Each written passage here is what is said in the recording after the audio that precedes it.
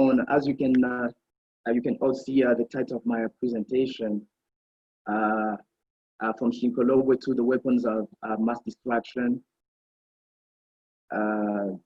75 years after humanity paid the cost. It doesn't take a test or a nuclear conflict for nuclear weapons to hurt people.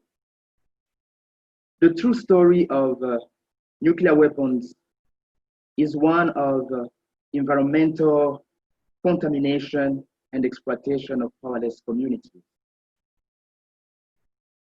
From 1908 to 1960, the Democratic Republic of the Congo, my country, has been colonized by the Belgians.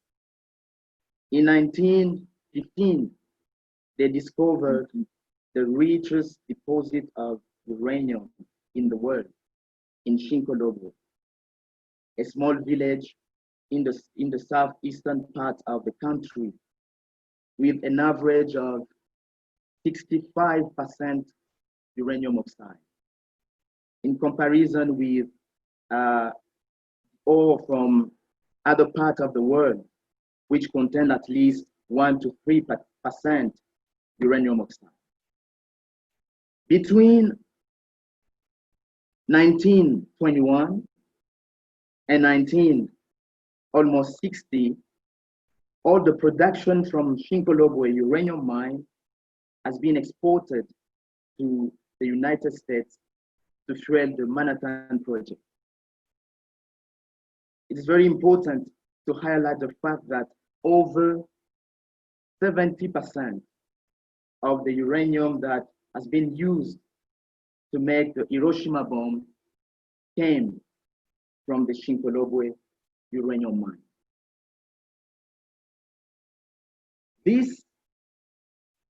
The discovery, rather, of this deposit has been a curse for the powerless community, because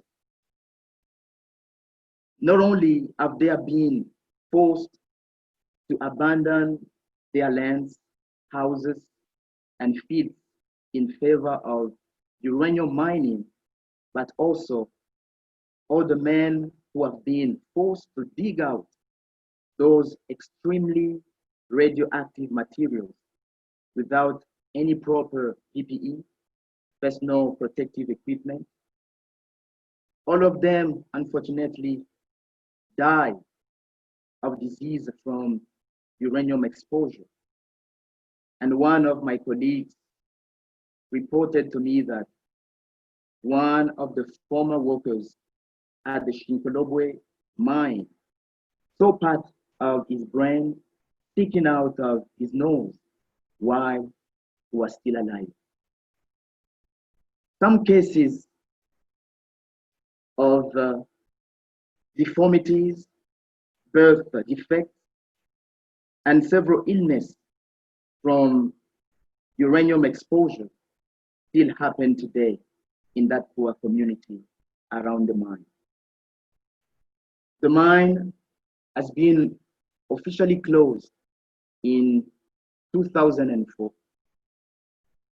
However, it is sad to highlight the fact that the Shinkolobwe uranium mine can be reopened because of the French group Areva and the Chinese, who are very interested in it.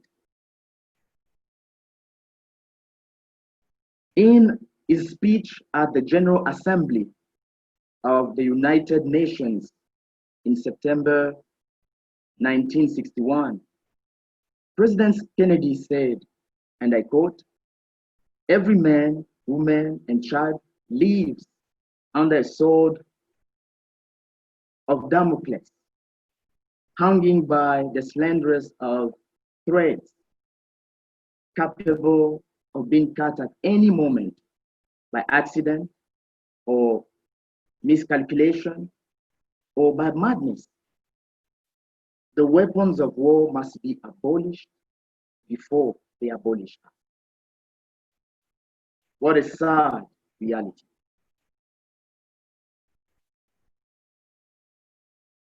This picture shows the victims of the Hiroshima atomic bomb.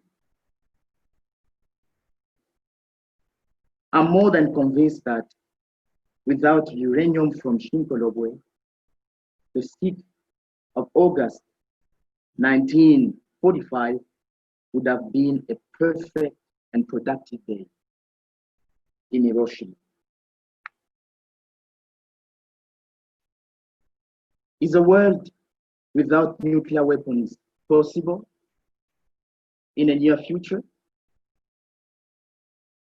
Here are some effective steps to get rid of nuclear weapons. Step one, as you can all see, awareness and aggressive advocacy. I'm sure that one of the objectives of this online talk is to raise awareness. And I really like what Coco Kondo, one of the survivors, said. It is up to people like me, like you, to stand up against these weapons and the leaders who threaten the world with them. We must commit ourselves and follow the admirable example of the Ibakusha to advocate for the people we love and would like to see them live in a world without nuclear weapons by keeping on putting pressure on our political leaders to consider among the absolute priorities of this year the ratification of the TPNW, the Treaty on the Prohibition of Nuclear Weapons. So we talk a little bit about our contribution as a civil society organization. CRISPAL Afrique has led so far several advocacies for the ratification of the TPNW, the Treaty on the Prohibition of Nuclear Weapons, not only by the Democratic Republic of the Congo, but also in favor of the African Union member states. And in a couple of days, we'll organize a workshop in Kinshasa, the capital city, in order to raise awareness among our parliamentarians, the Ministry of Foreign Affairs, and some civil society organizations on the necessity for the Democratic Republic of the Congo to ratify the TPNW this year.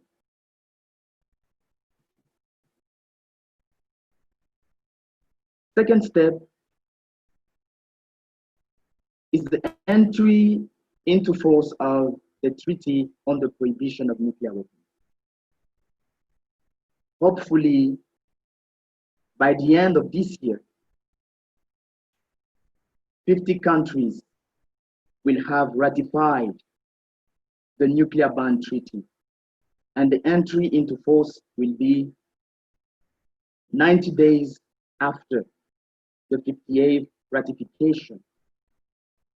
But the effective entry into force of the TPNW, with good hopes of proceeding to the complete and final elimination of nuclear weapons, must necessarily go through the unconditional ratification or accession of the nuclear armed states to it. Otherwise, despite its binding character and all the hope it gives to all mankind for a world without nuclear weapons, the fate of the TPNW would unfortunately be no different from that of the Non-Proliferation Treaty. Just for the record, the Non-Proliferation Treaty entered into force in March 1970, 50 years after its roadmap is still unsuccessful to be implemented. Why? Simply because of the selfishness of the leaders of the nuclear arms state. So the TPNW will enter into force very soon, but time of celebration has not yet come. We still have a lot to do than what has been done so far.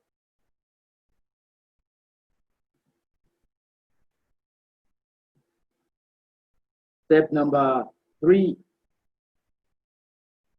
we must prohibit the mining, I call it, of the ore of death. Uranium mining is one of the most very important elements in the process of making nuclear weapons. You cannot separate nuclear weapons from uranium. Once you have one, you get the other. Until you dig it out, uranium is harmless. But once you bring it out, it becomes a monster. And you can't control it anymore.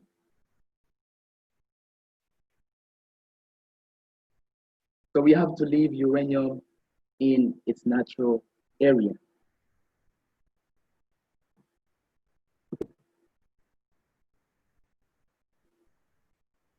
Step number 4 is love. You know, nuclear weapons proliferation in the world today is only justified by selfishness and fear. But there's no difficulty that enough love cannot conquer, no door that enough love cannot open, no wall that enough love cannot knock down. The end of war, racism, supremacist ideology, injustice, and selfishness is love. Let's spread love in our campaigns and eliminate nuclear weapons for a better future. So we should not focus on one step only, but it is the combination of all these steps that can help us get rid of nuclear weapons.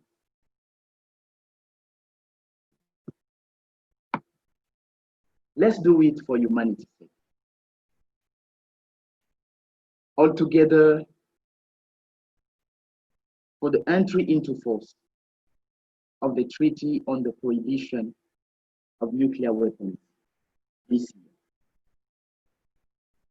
I say big thanks to JP Kalonji for this great illustration.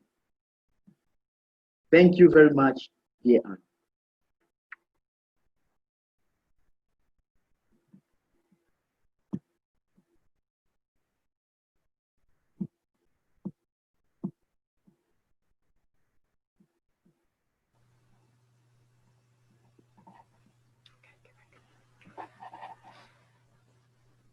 Okay, thank you, Rodrigue, for the presentation. It was very, very informing. And I think I already have the first question in the